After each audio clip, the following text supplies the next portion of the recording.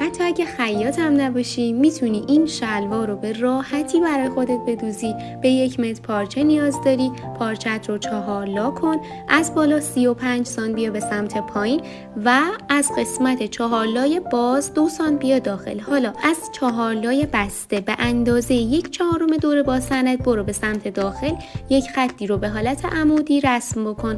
از اون خط عمودی 12 سانت بیا پایین و یه علامت بزن. این دو نقطه رو به حالت هلال فاق به هم وصل بکن. از قسمت 4 لای بسته 1 سانت بیا داخل و به این شکل به خط پایینی صفرش کن. 6 سانت از 4 لای باز و 12 سانت از 4 لای بسته برو داخل و یکیشون رو به فاق و دیگری رو به پهلو وصل کن و برش بزن.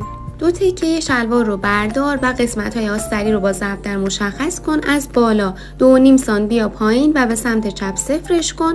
از قسمت وسط پا هم 3 سانت برو